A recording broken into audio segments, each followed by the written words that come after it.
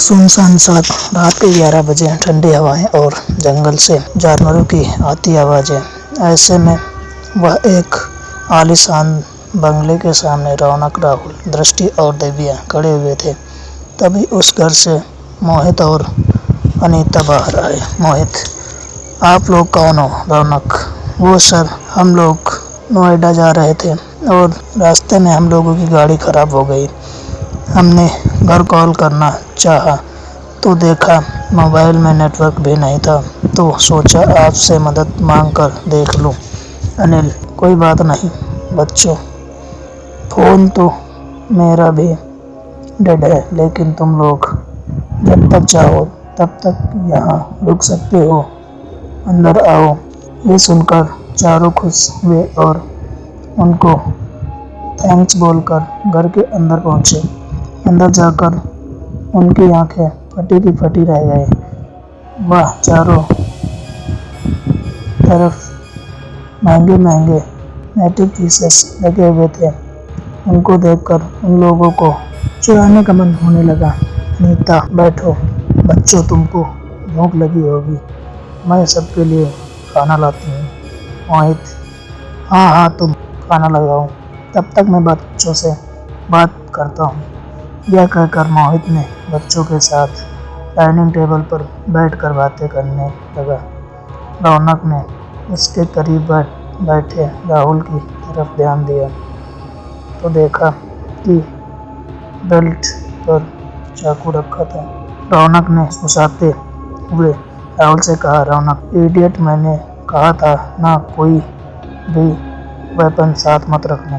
फिर तूने ये चाकू क्यों नहीं छोड़ा? अगर इन लोगों को शक हो गया कि हम लोग चोर हैं तो। राहुल, तुझे पता है ना, ये चांदी का चाकू मेरे लिए लकी है, मैं इसे हमेशा अपने साथ रखता हूँ।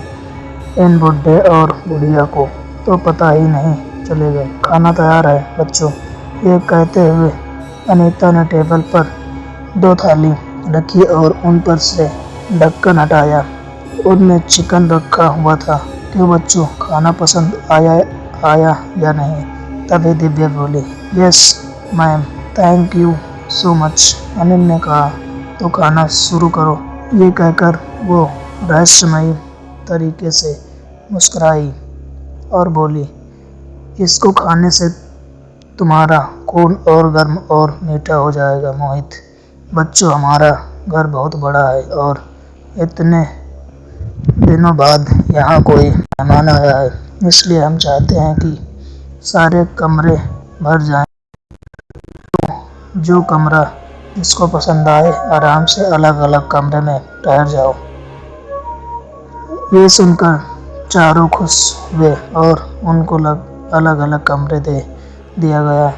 मैसेज मिलते ही सब 1 घंटे तक इंतजार करने लगे। ठीक 1 घंटे बाद रौनक अपने कमरे से निकलकर मोहित और अनीता के कमरे की तरफ गया। हल्के से दरवाजे खोलकर अंदर देखा तो बड़े बेड पर मोहित अकेले सो रहा था। रौनक, ये तो और अच्छा हुआ कि ये दोनों अलग अलग सो रहे हैं। ये कहकर वो दबे पांव कमरे के अंदर दाखिल हुए और चुपचाप अलमारी की तरफ जाकर उसे खोलने लगे तो अलमारी खुल नहीं रहा था। उसे लगा कि वह लॉक है। फिर उसने देखा कि मोहित के तकिए के पास एक चाबी रखी हुई है। उसे लगा कि वह चाबी उस अलमारी की है। वह जैसे ही वह चाबी उठाया, मोहित ने उसका हाथ पकड़ लिया। रौनक डर गया। मोहित ने भयानक अंदाज में हंसते हुए जैसे ही अपने आंखें खोली, रौनक के मुंह से चीख निकल पड़ी। मोहित की आंखें रंग बदलकर लाल हो चुकी थी और उसके 2 दांत भी बड़े हो गए थे। मोहित उठा और रौनक चिल्लाकर उसे दूर हो गया। मोहित हंसते हुए बोला, क्या हुआ मोहित, चोरी का इरादा कैंसिल कर दिया? रौनक चिल्लाया और दरवाजे की तरफ भागा, लेकिन वो दरवाजे की तरफ पहुंचता इससे पहले कि मोहित ने पीछे से उसे पकड़ लिया और भयानक अंदाज से हंसा और बोला, आज इतने दिन बाद ताज़ा खून पीने को मिला। इतना कहते ही मोहित अपने तेज दांत रौनक के गर्दन पर लगाकर उसका खून चूसने लगा। कुछ ही मिनट में उसने रौनक का सारा खून चूस लिया और कुछ देर तक छटपटाने के बाद रौनक ने दम तोड़ दिया। फिर मोहित ने हंसते हुए बोला, वैम्पायर हाउस में उसका स्वागत है दिव्या। लगता है रौनक सारा माल लेकर फरार होना चाहता है।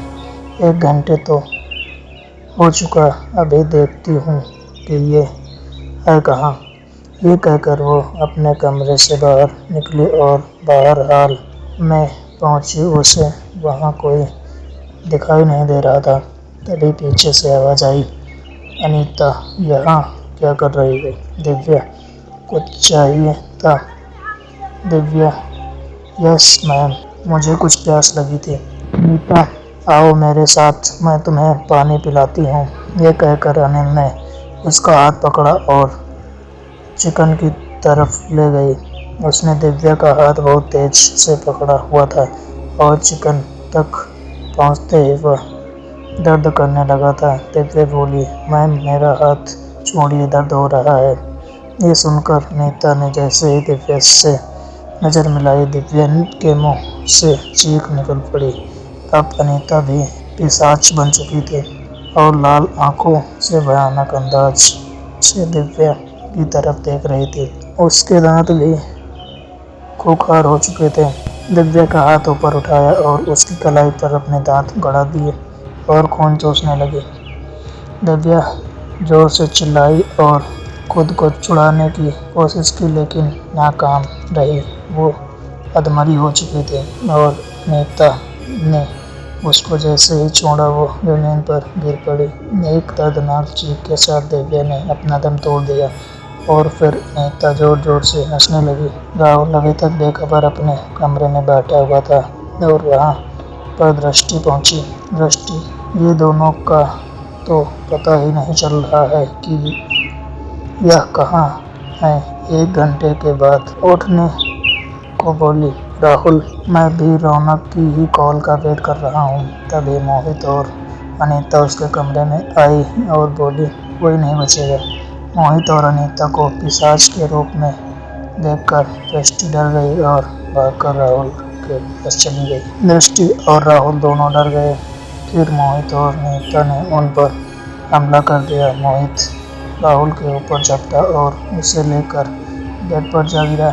अभी वो उसके गर्दन पर दांत गड़ाने ही वाला था कि उसका हाथ तकिए के पास रखे राहुल के चाकू से टकरा गया। मोहित चिल्लाते हुए उससे दूर हो गया। राहुल समझ गया कि ये पिशाच हैं और पिशाच चांदी से दूर रहते हैं। राहुल ने झट से वो चाकू उठाया और मोहित की तरफ फाइट किया।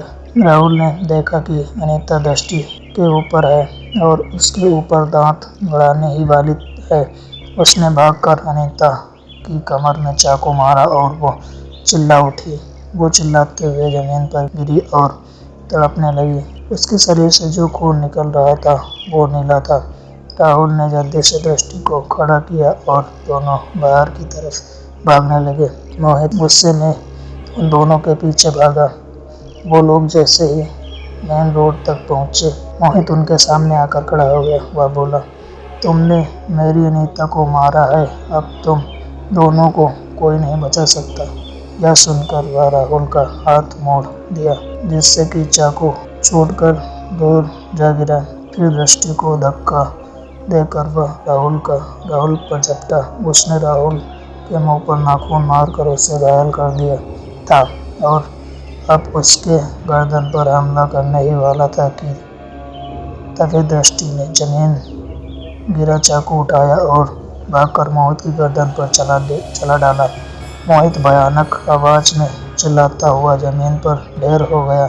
धीरे धीरे मोहित के शरीर में जहरीला खून निकला और वो भी खत्म हो गया। राहुल ने तुरंत ही दृष्टि का हाथ पकड़ा और बोला, चलो यहाँ से निकलते हैं। और फिर दोनों रात में ही आंखों में डर और दिल में खौफ लिए वहाँ से दूर भाग निकले और दोनों ने कभी भी चोरी न करने की कसम खाई।